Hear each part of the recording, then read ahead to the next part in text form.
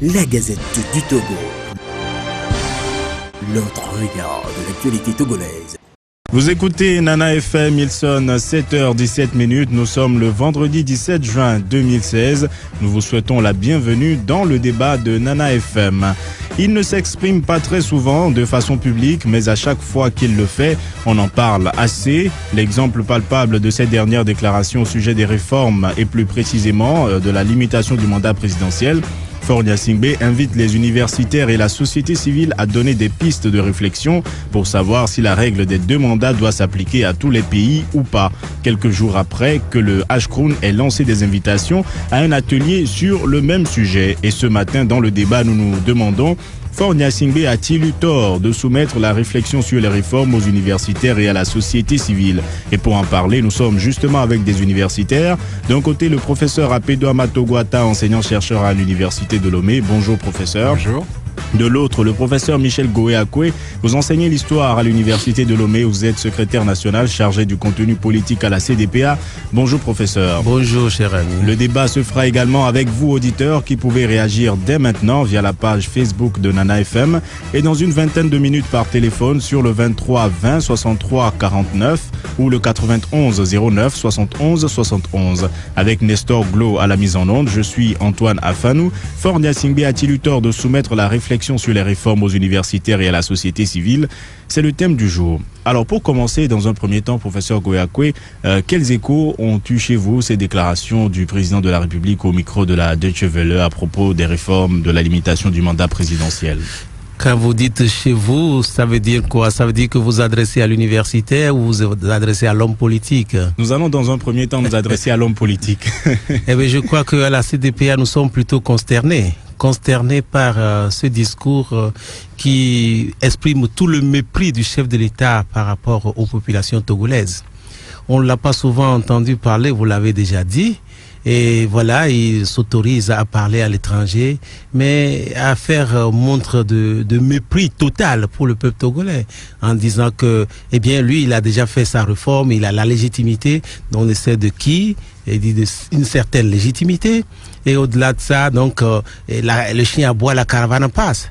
Parce que ça confirme tout à fait les dires d'un représentant donc de son parti unir à un dernier débat que nous avions eu à Eda Oba, qui disait que tout le monde se comporte comme on pousse l'autre, on lui dit pas, nous allons prendre le siège, alors que nous avons fait un choix de gouvernance, un choix de politique, c'est-à-dire nous sommes en république. Et dans une république, il y a les règles s'imposent à tous. Vous senti également méprisé, professeur Apedo Ama? Non, moi ça m'a fait sourire parce que c'est de la diversion pure et simple. Il suffit, s'il est un véritable démocrate, il lui suffit de revenir à la Constitution de 92 qui a été charcutée par son père. Et de façon tout à fait illégale et illégitime de ma part, puisque cette assemblée, moi, je ne la reconnais pas, puisque c'est une assemblée issue de la fraude électorale. Donc, par rapport à ces choses-là, voyez-vous, et puis quand il dit que c'est des universités, des intellectuels qui doivent le faire, mais dans quel cadre? On va aller prendre des universitaires herpétistes et puis ils vont dire non, on ne veut pas, on veut que c'est tout comme ça. Il a ouvert le débat. Oui, il a ouvert le débat. Le débat est là depuis longtemps. Ça ne vient pas de lui. Depuis son président dit le retour. Et puis l'APG, tous les accords signés, etc., demandent le retour au verrou des 2 mandats. Donc par rapport à ça, il fait de la diversion, puisque tout le monde dit il faut. Et puis il faut qu'il sache pourquoi. Nous qui étions à la conférence nationale et au HCR. Pourquoi nous avons fait cette loi-là? C'est justement parce que son père était resté au pouvoir pendant une vingtaine, trentaine d'années à l'époque, et puis tout le monde en avait marre. Et puis pour changer, les gens n'avaient recours qu'à la violence, aux coups de main armée, aux coups de force, aux assassinats, etc. Donc, puisqu'ils ont des armes, pour les changer, pour les chasser, il faut des armes. Donc c'est tout ça que nous avons refusé, que ça n'ait plus lieu, que si tu veux aller au pouvoir, présente-toi aux élections pour que le peuple puisse faire le choix. C'est pour ça que nous avons fait ça. Et pour que personne ne s'éternise au pouvoir, pour que personne n'installe un tribalisme et tout ce que vous connaissez. Parce que lorsque les gens ils veulent s'éterniser au pouvoir, il faut nécessairement, obligatoirement instrumentaliser l'armée. qui n'est plus une armée républicaine, mais une armée au service d'un homme. Donc c'est par rapport à toutes ces choses-là, à notre histoire, que nous avons établi ce verrou-là. Et il le sait très bien. Il a motivé sa réflexion. Il a dit qu'il s'interrogeait par rapport à notre histoire, par rapport à la situation de chaque pays. Est-ce que la règle de la limitation des 2 mandats doit s'appliquer au Togo, par exemple? Vous êtes historien. D'abord, la règle de limitation des mandats, ce n'est pas le Togo qui l'a inaugurée. Justement, c'est en cela qu'il s'interroge. Aux États-Unis, eh bien, est-ce que c'est parce que c'est bon pour les États-Unis que c'est bon pour le Togo? Quel choix avons-nous fait? Nous n'avons pas fait le choix d'une monarchie où on se succède de père en fils, de fils en père. Hein. Non, ce n'est pas ce choix que nous avons fait. Nous avons fait un choix pour la République. Et la République, la chose publique est gérée par le public et tous nous avons droit. Justement, quand mon collègue parle donc d'armée, le Ashkroun a fait des invitations.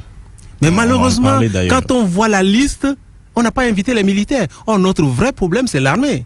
Nous avons des gens qui sont au pouvoir, qui se consolident au pouvoir grâce à l'armée. Donc, vous pensez que sur la question des réformes, on doit inviter l'armée également? Ben forcément. Parce que c'est ça, une institution de l'État qui fait peser. Et au fond, nous avons un gouvernement militaire sans militaire. Qui dirige le Togo? C'est justement ces militaires. Et quand vous voyez, depuis la conférence nationale, comment ça s'est passé et comment finalement il y a un hold-up où on a fait mais basse sur tout ce que la conférence nationale a mis en place et comme ça, les militaires remettent en selle le chef de l'État. Et vous avez vu en 2005, le 5 février, qu'est-ce qui s'est passé? Une cérémonie moyenâgeuse où les militaires viennent faire allégeance au fils pour dire voilà, Seigneur, nous sommes là, nous te portons au pouvoir. Et c'est ça le vrai problème. Donc, il ne s'agit pas de faire de la diversion, de dire les intellectuels, ceci ou cela. Mais quelle tribune? Ça, c'est la grande question. Alors, professeur Apedouama, quand Faure Gnassingbé dit que ce serait intéressant que les universitaires et la société civile s'en chargent parce que les acteurs politiques sont en même temps des acteurs et ils ne peuvent pas être jugés partis. Est-ce que vous comprenez ce raisonnement-là? L'exemple de la position du professeur Goyakou qui est également membre d'un parti politique. Oui. Est-ce que vous pensez qu'il y aurait un peu plus d'impartialité? Nous parlons de diversion parce que les intellectuels disent ça depuis qu'il y a des marches charcutées. La constitution de... C'est en quelle année déjà? En 2002 ou 2003, je ne sais plus. 2002. Donc, les intellectuels ne font que dire ça. La société civile ne fait que dire ça. Toute l'opposition politique ne fait que dire ça. Donc, il lui suffit, s'il y croit, il n'a pas à faire de cinéma, de ramener cette loi-là à sa place. Donc, à votre avis, c'est une évidence. C'est une évidence qu'il faut 2 mandats. Bien sûr, regardez, nous prenons le cas du Rwanda. Nkurunziza, un autre dictateur, qui fait lever le verrou du 2e mandat. Et vous voyez les conséquences, les troubles, les morts, à cause des ambitions d'un individu incompétent, incapable et qui n'a rien construit. Donc c'est par rapport à tout ça que nous avons dit, il faut cela. Si tu fais ton mandat, tu t'en vas, un autre vient le faire. Nul n'est indispensable. Hein? Et il y a des gens qui nous disaient que si lui il partait, ce serait le chaos. Bon, il est parti, le Togo continue. Moi, un historien, je voulais vous dire que même dans les royautés togolaises, eh bien, il y a une façon donc de contrôler le pouvoir. On n'a pas le pouvoir de manière indéfinie. Parce qu'on dit oui, les chefs restent, c'est quand ils meurent qu'on les remplace. Non, un chef qui ne dirige pas dans l'intérêt du peuple, il y a des mécanismes pour mettre fin à son pouvoir. Donc il ne faut pas qu'on se fonde sur nos cultures pour faire les choses qui ne sont incompatibles avec la gouvernance d'un peuple. Et nous sommes un peuple intelligent, il ne faut pas qu'on nous abêtisse, qu'on nous amène à cette situation avec ces raisonnements à la porte-pièce. Nous rappelons à ceux qui nous rejoignent qu'ils écoutent Nana FM. Nous sommes dans le débat ce matin en train de nous demander si Faure Gnassingbé a eu tort de soumettre la réflexion sur les réformes aux universitaires et à la société civile. Et vous, auditeurs, pouvez participer à ce débat également en composant dans 4 minutes le 23 20 63 49 ou le 91 09 71 71. Vos réactions sont également attendues sur la page Facebook de Nana FM et nous vous rappelons que nous sommes avec le professeur Apedouama Togouata, enseignant-chercheur à l'université de Lomé, et le professeur Michel Goyakou, enseignant d'histoire, toujours à l'université de Lomé et membre de la CDPA. Alors, on l'a dit, les initiatives se sont multipliées. Cette question des réformes a été confiée à une commission, puis le H-Crown s'en charge. L'Assemblée également a eu à en discuter. Est-ce que finalement, il n'y a pas de télescopage entre toutes ces initiatives? Voyez-vous, nous, à la CDPA, je dis que nous sommes confus par rapport à cela. Qu'est-ce qu'on remarque? Nous avons beaucoup de préoccupations. Vous avez vu comment le H-Crown, quelle est sa mission exactement? On dirait qu'il y a une forme de parricide. Le H-Crown ne peut tirer sa légitimité que de la CVJR et la CVJR de l'APG. Or, ce faisant, le discours qui tient, ça veut dire que l'APG est caduque. Nous avons déjà entendu quelqu'un dire l'APG est caduque, etc. Ça veut dire que tout est fait. Mais malheureusement, leur fondement passe par là. Par conséquent, je ne vois pas le H-Crown qui doit faire la réconciliation, qui doit se baser, mettre en place les mécanismes de réparation, puisse dire, voilà, je veux parler des réformes constitutionnelles. Je crois que le problème est là. À l'Assemblée nationale, qu'est-ce qui s'est passé? Dans quel pays vous avez vu qu'une majorité présente donc un test et puis en même temps, la même majorité à l'Assemblée dit non? C'est ça aussi un système qu'on ne comprend pas. Ça veut dire tout simplement c'est une manigance permanente pour se perpétuer au pouvoir. Et là, je crois que ce n'est pas convenable, ça ne va pas dans une république. Alors, dans votre courrier réponse au H-Crown, vous dénoncez le fait que la CENI ait été invitée à cet atelier, vous interrogez sur sa légitimité. Est-ce que vous n'auriez pas eu peut-être la même réaction par rapport à l'armée si elle avait été invitée, disant qu'elle n'a rien à voir avec les réformes, c'est une question politique? L'armée est une institution et au regard de l'histoire de notre pays, on sait quel est le rôle de cette armée. On sait comment cette armée soutient la situation dans laquelle nous sommes. Quand nous parlons de la CENI, que la CENI soit invitée, c'est une bonne chose, mais quelle CENI? Cette CENI amputée où les membres, les représentants de l'opposition ont été renvoyés et depuis, ils n'ont même pas pu prendre leurs affaires parce que c'est Manu Militari qu'on les renvoie et la porte leur est fermée. Dans ces conditions, inviter la CENI, c'est inviter une partie. Donc je crois qu'il y a lieu de revenir tout simplement à la Constitution pour que nous ayons des élections équitables sur le mode à 2 tours pour permettre aux uns aux autres. Parce qu'ils savent qu'ils ont créé dans l'opposition et la société civile un antagonisme qui est à leur avantage. Et par conséquent, ils continuent de l'exploiter. Qu'ils reviennent à cette Constitution, eh bien, je crois que le peuple sera dégagé et les élections équitables permettront effectivement donc de dégager qui le peuple choisit pour le diriger. Professeur Apedouama, trouvez-vous également le H-Crown illégitime face à cette question des réformes? Totalement, puisque moi je ne sais même pas ce que c'est ce machin-là, puisque par rapport à l'APG, tout ce qui s'est fait... C'est le Haut Commissariat pour la réconciliation réconciliation nationale. de qui et de qui On ne sait pas, parce que... C'est des Togolais. Il y a eu la CVG, mais les Togolais, d'accord, mais qui se réconcilie avec qui? Il y a des gens qui ont tué, qui ont massacré, qui ont fait des putschs, qui ont tué. Bon. Et maintenant, qui dit qui est coupable? Personne. Lorsque la CVG a fait ses audiences, tout ça là, vous avez entendu le nom d'un seul coupable, quelqu'un qui s'est désigné comme coupable?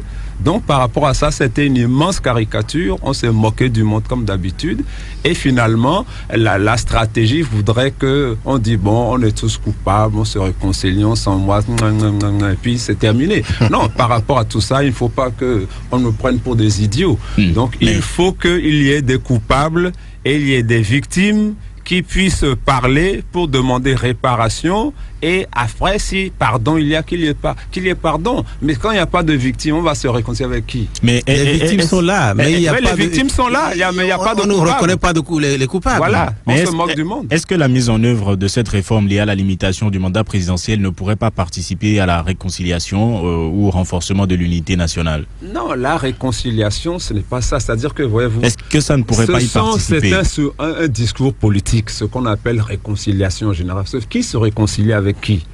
Là, ça veut dire qu'il suffit d'appliquer la loi. La loi est là. Quelqu'un a commis un crime. On le présente devant la loi. Regardez, je vais vous rappeler ça. Lorsque, en 2005, toutes les victimes du putsch, les victimes ont demandé à la Ligue togolaise des droits de l'homme de porter plainte en leur nom à la justice, etc. Ça a été fait. Mais personne n'a été jugé. On leur a même interdit de juger. On leur a dit, bon, si des gens veulent à tout prix soit jugés, il faut qu'ils déposent une caution de 12 millions, de 14, je ne sais plus quoi. Qui a 12 millions, 14 millions dans ce pays, en dehors de certains voleurs de la République? Donc, par rapport à ça, voyez-vous, il y a un refus catégorique de donner la justice. Donc, qu'on ne nous trompe pas. Les auditeurs peuvent maintenant composer le 23 20 63 49 ou le 91 09 71 71 pour participer à ce débat. À votre avis, Faunia Singbe a-t-il eu tort ou non de soumettre la réflexion sur les réformes aux universitaires et à la société civile? Le 23 20 63 49 ou le 91 09 71 71. Vous pouvez également réagir via la page Facebook de Nana FM. Alors, professeur Goyakwe, Oui. qui est légitime pour traiter de cette question des réformes? Je crois qu'aujourd'hui, ce qui s'impose au peuple togolais, c'est une grande mobilisation citoyenne. Une grande mobilisation citoyenne pour bouter hors de Nure ceux qui tiennent en esclavage, en servitude de ce peuple. Donc, dire qui est légitime, tous les Togolais sont légitimes à le faire. Aujourd'hui, on dit le Ashkroun. Au fond, qui organise cet atelier de Ashkroun? Si ce n'est pas le PNUD et autres qui investissent, ça veut dire qu'on a mis en place une nouvelle institution sans donner les moyens pour que l'institution marche. Donc, c'est de la diversion pure et simple. Donc, une fois de plus, le PNUD va donner de l'argent, on va se retrouver et puis on parle beaucoup. D'ailleurs, quand on voit sur les invitations qui ont été lancées, eh bien, cette invitation est floue. Cette invitation dit, voilà, qu'il n'y a pas assez de il y aura une conférence inaugurale. Faite par qui? Sur quel thème? Qu'il y aura après des ateliers par qui? Dans le bon sens, il aurait fallu rassembler les acteurs politiques. La société politique est là pour réfléchir et gouverner. Les rassembler, mettre en place un comité d'organisation qui réfléchisse à l'organisation. En cela, on verra que c'est une organisation inclusive qui permet aux uns aux autres de participer à la réflexion pour faire des pas. Mais malheureusement, c'est encore une nouvelle situation qu'on crée pour dire, voilà, on avance pour gagner du temps. Je crois que la légitimité revient au peuple. S'il n'y a pas à dire c'est celui-ci ou c'est celui-là, le peuple souverain, par ses représentants dignes, doit pouvoir voir comment régler les problèmes. Mais avant tout, il faudrait que ceux qui tiennent le pouvoir puissent mettre la balle à terre et qu'on puisse parler. Or, il se trouve que pour se maintenir, on va de diversion en diversion et le temps passe, on est toujours là, comme ils ont l'habitude de le dire, eh bien, la chien peut aboyer. Nous, notre caravane forte avec les missiles, avec les bombes lacrymogènes, continuera de passer. Si vous sortez, nous allons vous lacrymoger. Qui sont les représentants dignes du peuple? Les représentants dignes du peuple, d'abord, les partis politiques ont un rôle important parce que c'est eux qui concourent à aller au pouvoir. Les associations, les différents mouvements sont des représentants du peuple, ils participent effectivement. Il ne s'agit pas de faire une sélection et dire ceux-ci, ils peuvent représenter, ceux-là, ils peuvent représenter. Non. Donc vous pensez que pour traiter de cette question des réformes, il faut toute la classe politique? Essentiellement toute la classe politique. Toute la société civile. C'est une question politique. Toute la société civile également? Évidemment. Quand on dit toute la société civile, il faut voir, parce que la société civile chez nous est suffisamment politisée, où on dit ceux-ci sont de tel côté, et on a toujours c'est vu pareil comment... pour les acteurs politiques, ceux-ci sont proches du pouvoir, ceux-ci sont les vrais opposants. Malheureusement. Nous allons y revenir le temps de prendre le premier auditeur en ligne. Allô? Auditeur en ligne, allô? Allô, bonjour. Bonjour, on vous appelle comment? C'est Thierry de Géranaoui. Monsieur Thierry, allez-y, nous vous écoutons.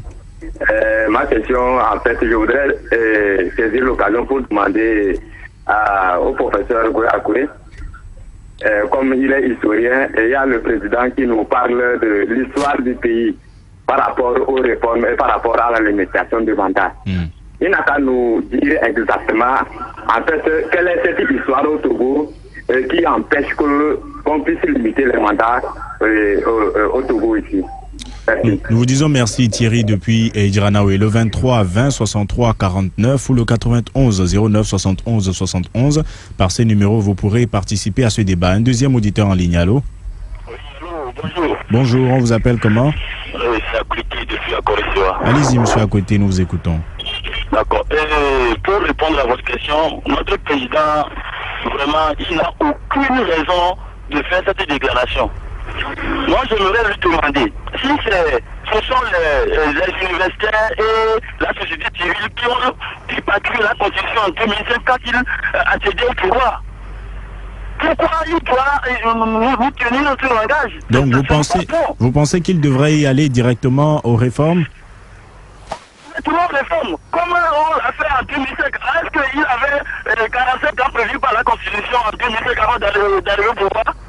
La Constitution de 92, est-ce qu'il avait 45 ans? Il n'avait pas, il avait 39 ans. Quand on avait parti la Constitution dans une seule nuit, c'est à ce moment-là qu'il est arrivé au pouvoir, non? Nous vous disons merci. Monsieur Akouete, vous avez dit l'essentiel de votre pensée. Il pense que le président devrait aller directement aux réformes sans consultation. Un autre auditeur en ligne et vous réagissez en studio. Allô? Allô? Allô? Oui, bonjour. Oui, bonjour. On vous appelle comment? Monsieur Lawson, Casablanca. Allez-y, nous vous écoutons. Je salue vos invités. Merci. Moi, j'ai l'impression que le chef de l'État ruse avec les tests pour biaiser le processus démocratique dans le but de rester pérennement au pouvoir. Ça, c'est dangereux pour la cohésion nationale. Nous ne voulons pas ça pour notre pays. Alors, le peuple togolais, seul détenteur de la souveraineté nationale, doit prendre son destin en main. Et pour éviter ça pacifiquement, cela va sans dire. Nous vous disons merci, monsieur Lawson. Alors, une réaction d'abord, professeur Goyakwe. Thierry vous demande si au Togo, l'histoire empêche la mise en œuvre de la limitation du mandat présidentiel. Je crois que j'ai déjà donné cette réponse qu'à travers notre histoire et quand on connaît tous les différents peuples, les mécanismes sont là pour remplacer les chefs défaillants. Il y a même dans la chefferie traditionnelle des limites. Je vais aller au royaume de Notien, Tado. Vous savez que les chefs, après un certain nombre d'années, ils doivent partir. Et c'est parce que Agokoli ne voulait pas partir que finalement, on l'a tassé de toute forme de dictature. Le chef fait 3 ans et après, il s'en va. C'est comme ça dans notre système. Donc l'histoire n'a aucune réponse à vouloir limiter les mandats. Un chef est au service de son peuple. Quand ça ne va pas, les mécanismes sont prévus dans nos coutumes pour mettre fin à leur règne.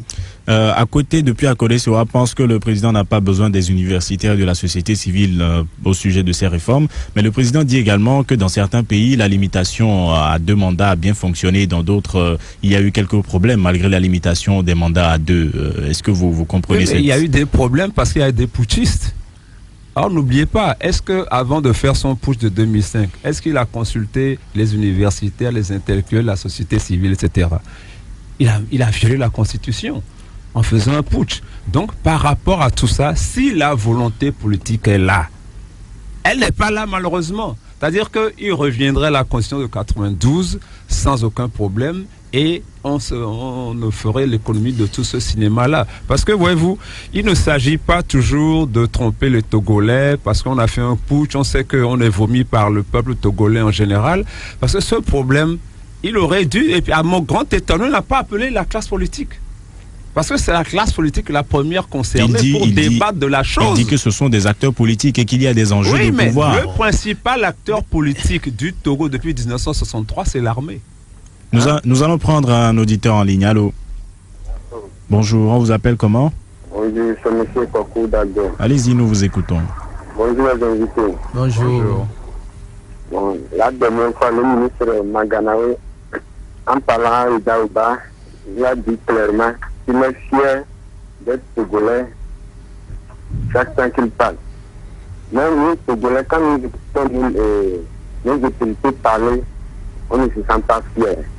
Ce que le chef de l'État vient de dire, suscite encore, c'est quelque chose qui est très grave pour notre pays. Le mot réconciliation. Quand est-ce que le Togo cessera de parler du mot réconciliation? Voilà la CENI. On dit que la CENI est invitée. Or, c'est cette CENI qui a travaillé et qui a dit qu'il a mis fin à faire cette fois-ci, il faut mettre une CENI technique en place. Est-ce que c'est la CENI technique qui est invitée par Mme Awanana?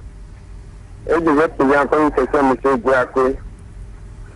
Quelle est cette opposition que nous avons au Togo qui travaille en diversion?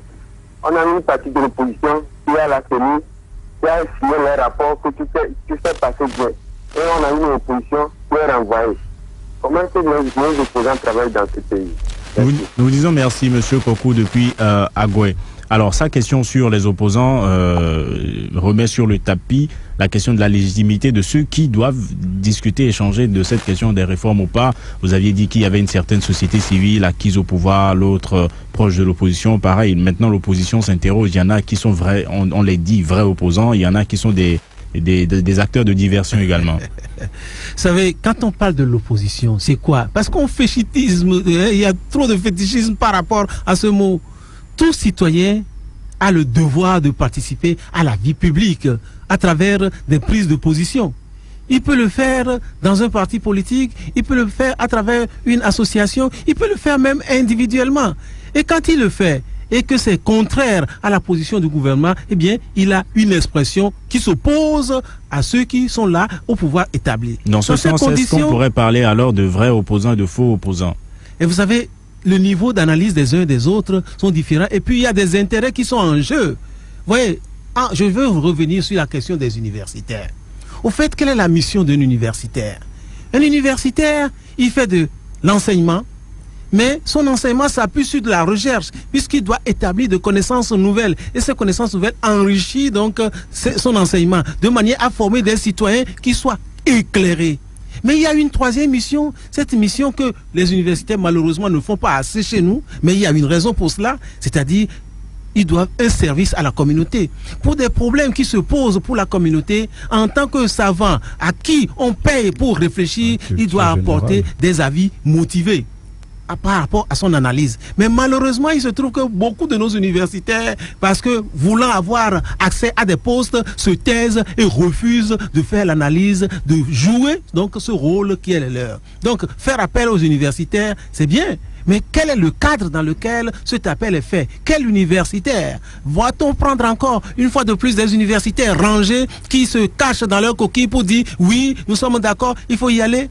S'il faut le faire, il faut un débat public. Nous avons des choses à dire. Ça pose encore la question de qui est bon ou qui est mauvais, qui doit y participer, qui est vraiment engagé. Il y en a qui ne sont pas vraiment des vrais ou des faux. Mais par rapport à la définition que vous donnez de l'opposant, est-ce que cela ne veut pas dire qu'il ne peut pas y avoir de vrais ou faux opposants parce que tout le monde donne son point de vue? Bien sûr, bien sûr. Ça veut dire qu'il ne peut pas y avoir de vrais... Nous sommes dans une compétition politique. Il ne peut pas y avoir de vrais ou faux opposants. Tout le monde est opposant. Tout le monde est opposant selon l'avis qu'il donne par rapport au pouvoir établi. Nous allons prendre un auditeur et donner la parole au professeur Apedouama. Allô? Oui, bonjour. Bonjour. C'est Kodjo depuis Hôpital. Pardon? C'est Kodjo depuis Hôpital. Allez-y, nous vous écoutons. Bon, bonjour les invités. Bonjour. Bon, moi je vais vous poser une question très simple. Et supposons que le Parti Unir nous dit maintenant que d'ici 50 ans, lui ne va pas faire les réformes. Est-ce que l'opposition va rester comme ça en lui répondant tu dois le faire durant les 50 ans sans poser une action concrète? Est-ce qu'on va rester comme ça dans les dénonciations? Alors, nous vous disons merci, monsieur Kodjo. Est-ce que, par votre avis d'universitaire, professeur Apedouama, vous pensez que l'opposition peut faire d'autres actions plus concrètes que celles qu'elle fait déjà? Nous allons prendre un auditeur en ligne avant. Allô? Oui, bonjour. Bonjour, on vous appelle comment? C'est Patrick depuis Kéré. Allez-y, nous vous écoutons. Oui, en fait, moi, il y a deux ou trois situations que je n'ai pas aimées dans la déclaration du président. D'abord, c'est le cadre dans lequel cette déclaration a été faite et le ton avec lequel ça a été fait.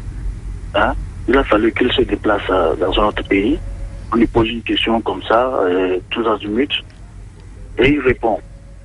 Il répond et avec un air comme si c'est une question qui n'a même pas sa valeur d'être.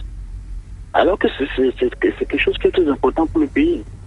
On ne peut pas se mettre à parler de cette situation avec ce ton-là.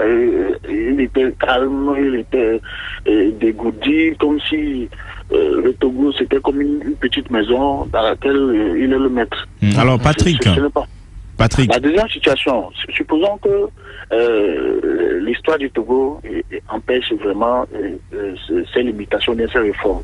Moi, je voudrais savoir quels sont les actes qu'il pose pour que cette histoire puisse s'adapter maintenant à une quelconque réforme. Parce qu'actuellement, on ne voit pas, on ne sent pas dans ces actes qu'il est en train de résoudre les problèmes que cette histoire a causé au Togo. Alors, Patrick, oui. C'est justement en ce sens qu'il a dit, j'utilise ces mots, il dit en toute humilité, il invite maintenant les universitaires et la société civile à se saisir de la question. Qu'est-ce que vous en pensez? Sur ce point, je suis d'accord, mais ce n'est pas de cette façon qu'il faut le faire. Vous pensez que les universités et la société civile n'ont pas leur mot à dire ou... Non, ce n'est pas qu'ils n'ont pas leur mot à dire. Moi, c'est plutôt par rapport aux intellectuels. Nous avons constaté, comme l'a dit le professeur Gouakwe, que les universitaires qui s'intéressent au pays sont réduits à 2 ou 3 personnes. Monsieur Togoata, le professeur de philosophie, là. Vous voulez dire le professeur Kwakoui Magloire? Oui, Magloire. Les deux seulement qui osent parler et dire la vérité sur les médias. Les autres se taisent. Ils sont seulement réduits à l'université. Justement, c'est en cela que le président les invite à s'exprimer. Alors, Patrick, vous avez dit l'essentiel. Nous vous disons merci. Alors, professeur Apédo Ama, une réaction. Je remercie le dernier auditeur, monsieur Patrick, parce que voyez-vous, mon ami Gouakwe l'a dit tout à l'heure à propos des universitaires. Là où moi-même j'avais des réticences, parce que ceux qui sont carriéristes et opportunistes, ils ne diront jamais la vérité. Ils n'oseront même pas le dire pour ne pas gêner l'avancement de leur carrière. Et puis, voyez-vous, lors du coup d'État de 2006, on a vu des universitaires, toute honte bue, dire sur les radios, les médias d'État, etc., qu'il n'y avait pas de coup d'État. Alors que le simple étudiant savait qu'il y avait coup d'État. Donc, par rapport à ces choses-là, l'université, moi, ça fait problème parce que quand les gens, ils ne veulent pas dire la vérité, pour telle ou telle raison, pour des raisons d'intérêt, je crois que ce sera problématique. Donc, par rapport à tout ce que les uns et les autres ont dit, il faut qu'il y ait une volonté politique claire. Parce que quelqu'un a dit tout à l'heure, s'ils vont s'éterniser 100 ans au pouvoir, c'est leur intention. Maintenant, lui, il demande quelle action concrète. Oui, vous pensez que l'opposition ne pose pas assez de... De toutes les façons, le peuple s'organisera d'une façon ou d'une autre pour se débarrasser de ceux qui ne veulent pas partir, ceux qui consistent le pouvoir. Il s'adresse à l'opposition, il demande quelle action concrète. Oui, c'est-à-dire de toutes les façons, c'est-à-dire que même si l'opposition ne le voulait pas, l'opposition est sensible à ce que le peuple veut. De toutes les façons, la société, le peuple togolais s'organisera pour changer les choses. Parce que à l'époque du parti unique, c'est-à-dire que dans la sous-région, il n'y a pas eu de parti unique aussi fort, aussi prégnant, aussi terroriste que celui du Togo. Eh bien, le peuple togolais a pu s'organiser pour dire ça suffit. Donc, par rapport à ça, moi, je n'ai aucune crainte. Professeur Gouakwe, l'auditeur veut savoir si vous allez rester dans la dénonciation ou s'il y aura des actions plus concrètes. Oui, je crois que une des erreurs, c'est la conception qu'on a de l'opposition. L'auditeur qui a parlé, il s'exclut de l'opposition. Il a parlé, il a pris une position de l'opposition, mais il s'exclut, dit l'opposition. Mais il fait partie, puisqu'il constate que la situation n'est pas agréable. Je crois qu'aujourd'hui, il est temps que tous se mobilisent. Moi, je crois qu'il y a un appel citoyen à faire. Et d'abord, ça doit commencer par le chef de file de l'opposition, qui doit pouvoir appeler tout le monde à dire, voilà la situation, il faudrait qu'on se mobilise, qu'on appelle le peuple et qu'on trouve les stratégies idoines pour pouvoir mettre fin à ce pouvoir-là. Si ce n'est pas le cas, je crois que moi, mon parti, la CDPA, nous sommes prêts à incarner donc cette union pour aller de l'avant. On nous a toujours traité de parti d'intellectuels. Je crois que non, nous sommes bien proches du peuple, nous attendons le peuple et nous sommes prêts à assumer cette fonction. Et je crois que si lui qui a parlé et les autres sont prêts, eh bien, la mobilisation générale permettra de monter dehors ce pouvoir dictateur. Nous allons prendre un autre auditeur en ligne. Allô? Allô, bonjour. Bonjour, on vous appelle comment? Monsieur Maglo. Monsieur Maglo. Allez-y, nous vous écoutons. Et vous savez, vous demandez il a eu tort de faire cette déclaration en Allemagne. Je crois que, je dirais, il n'a pas tort. Ils sont toujours dans leur logique. Si nous revoyons un peu le passé, disons, à partir d'Accra, cette déclaration d'Accra, en Allemagne, et tout récemment, la déclaration de son ancien ministre de l'Éducation, qui disait que cet accord est caduc, nous devions comprendre. J'ai l'impression que les Togolais entendent, mais ne peuvent pas. Et ils regardent, mais ils ne voient pas. Et nous pensons que même si on arrive, le cas extrême, si on arrive à faire ces accords, puisque actuellement le pouvoir est traqué de part et d'autre, il arriverait à le faire. Est-ce qu'on peut l'appliquer, sachant que l'une des plaies de ce régime, c'est de ne pas appliquer les tests. Il y a la date qui dit bien, on peut obliger le cheval à aller à la rivière, mais on ne peut pas l'obliger à boire. Et nous avons un cheval très têtu au Togo, et le régime. Alors, est-ce que la question que moi je me pose souvent, si on arrive, vaille que vaille, à faire cet accord, est-ce qu'il faut appliquer tel que nous le voulions? Voilà ma question. Nous vous disons merci, Monsieur Maglo. Un dernier auditeur en ligne et nous allons clore ce débat. Allô? Allô? Bonjour. Bonjour, monsieur. On vous appelle comment? C'est monsieur Albert depuis Agouet. Allez-y, nous vous écoutons. Vous voulez bien baisser le volume de votre radio, s'il vous plaît? Ça va? Ah oui, allez-y. D'accord. Bon, moi, je voudrais d'abord dire bonjour à vos invités. Bonjour. Le volume de la radio est encore un peu élevé, monsieur Albert. Oui, je disais d'abord, c'est pour dire bonjour aux invités. Bon, et après, dire ceci, c'est très important. Et si le chef de l'État a eu ce courage, bien avant lui, si un de ses anciens ministres a eu le courage de dire que les accords sont caducs, c'est parce qu'il y a de ces journalistes, écoutez très bien, il y a de ces journalistes qui viennent distiller l'information. Ils prennent l'information avant, ils viennent distiller ça dans le peuple. Ils font croire que c'est la vie de tout le peuple. C'est tout le problème qu'on a au Togo. C'est de ces journalistes qu'il s'agit. Aujourd'hui, c'est-à-dire on prépare d'abord le terrain et après les responsables viennent parler. C'est nous journalistes qui nous tuent. Vous m'excusez, je suis désolé, mais c'est comme ça.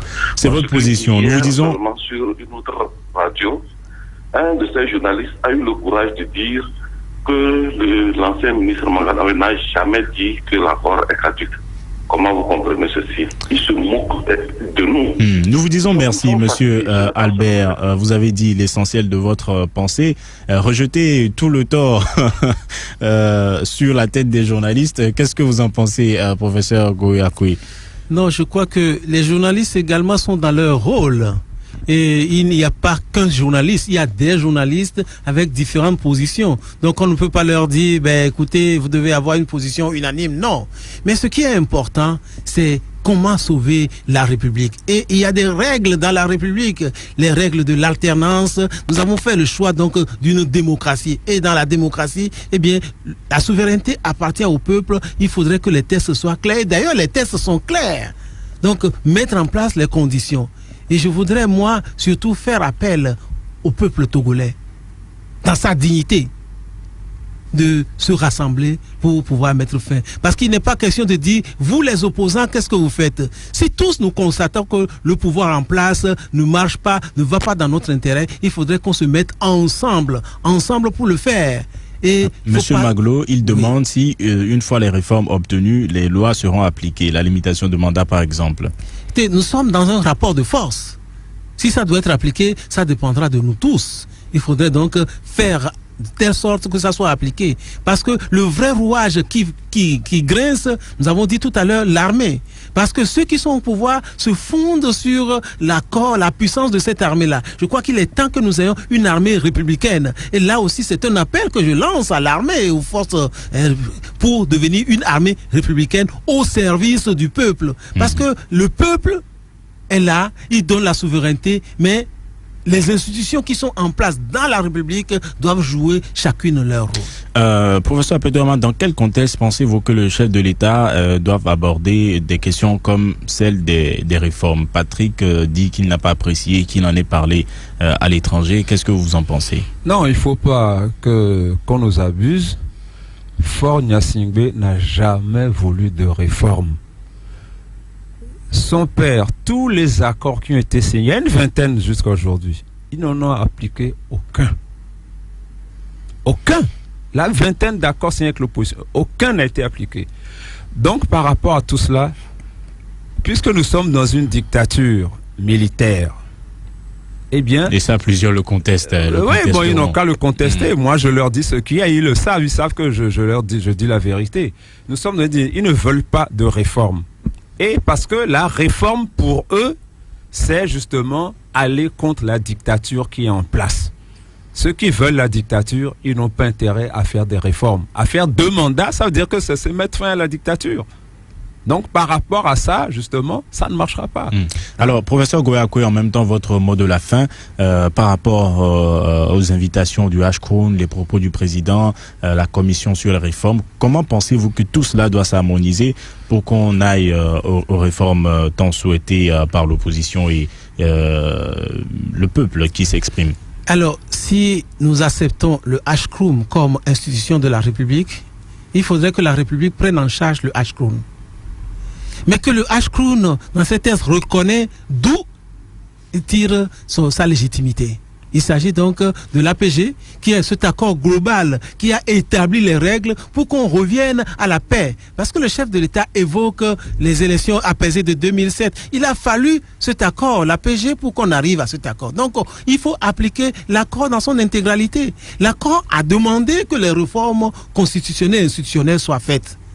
Donc, il y a lieu de revenir sur cet aspect et de mettre en place les éléments constitutionnels pour un Togo apaisé. Et cela nous permettra donc d'aller plus loin. Mais évidemment, comme je l'ai dit, ce qui fait grincer les dents de la machine, c'est justement la position de l'armée qui est présente. Qu'elle soit invitée également. Il faut qu'elle soit invitée, que ces autorités soient invitées et qu'une fois pour de bon, que cette armée prenne un engagement solennel de devenir une armée républicaine. Parce que dans la réconciliation, qui a fait les bévues? C'est l'armée. C'est les gens de l'armée qui ont la main armée, donc des politiques qui ont réagi. Il faudrait, pendant la CVJR, aucun militaire n'est venu témoigner réellement sur le rôle de l'armée. Il est temps qu'on puisse savoir qui a fait quoi et qu'on dise réconciliation. Mais tant qu'on ne sait pas qui a fait quoi, on dit réconciliation, on réconcilie qui? Sur quelle base? Sur la page Facebook de Nana FM, Alcero dit que comme la population reste inactive, les politiciens ont encore de belles années devant eux. Kossi Akpenegbevon dit que sur la question des réformes, on tourne en rond et toujours on fait du surplace. Qu'est-ce que vous en pensez? En même temps, votre mot de la fin. Non, bon, comme je l'ai dit, Goyakwe l'a répété, l'armée étant le principal acteur politique du Togo depuis 1963, aucune réforme ne peut se faire sans elle. Et par rapport aux réformes et tout ce qu'on dit, H-Crown, etc., H-Crown que moi je ne reconnais même pas, parce que pour qu'il y ait réconciliation, il faut la fin de la dictature. Ça demeure une institution. Alors est-ce que vous n'auriez rien contre que l'armée soit associée aux discussions sur les réformes? Non, mais je l'ai toujours dit ici, même sur vos antennes. Oui, même là, je vous dis, il faut un comité d'organisation. Comme la conférence nationale les a fait venir. Nous allons tous participer à ce comité et mettre en place.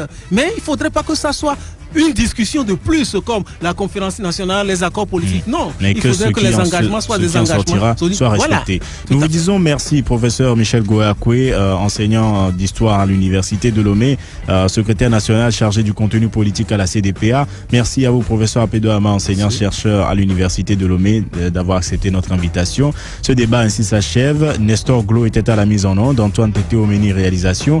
Je suis Antoine Afanou et nous vous souhaitons une excellente journée en compagnie de votre radio. La Gazette du Togo. L'autre regard de l'actualité togolaise. Rejoignez-nous sur le www.lagazettedutogo.com ou encore sur nos comptes Twitter, Facebook et YouTube.